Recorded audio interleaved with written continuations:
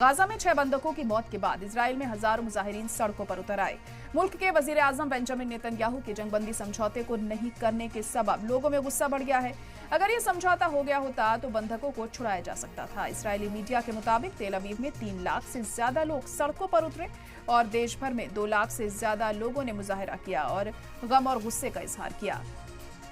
इस मुजाहिरे में वजीर आजम बेंजामिन नेतन्याहू से बाकी 101 बंधकों की रिहाई यकीनी करने की मांग की गई है। यरूशलेम में मुजाहिरीन ने सड़कों को जाम कर दिया और वजीर आजम के घर के बाहर एहतजाज किया।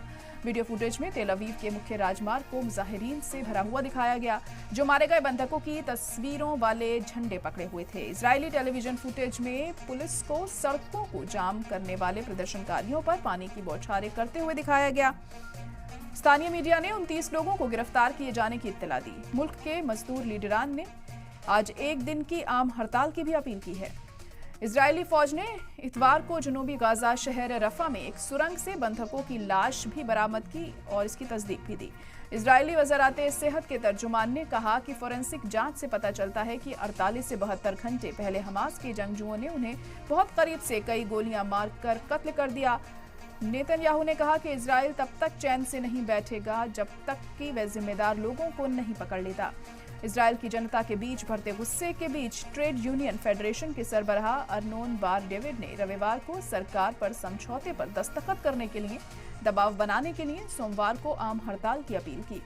नेतन्याहू के साथ अक्सर टकराते रहे इजराइल के रक्षा मंत्री योआव गैलेंट ने भी समझौते की अपील की है। अब देखना यह है कि इजराइल हमास जंग किसी नतीजे पर पहुंचती है या जंग मजीद शिद्दत इख्तियार करेगी, या इजराइल अवाम का मुजाहिरा और दबाव रंग लाएगा और अमन समझौता हो पाएगा।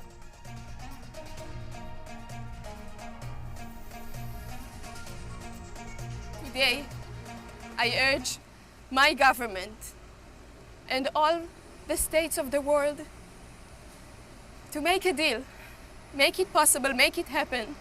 It's too late for us. It's too late for Carmel. I will never hug her again. But 101 people can still hug their families. For them, make the deal. Save lives.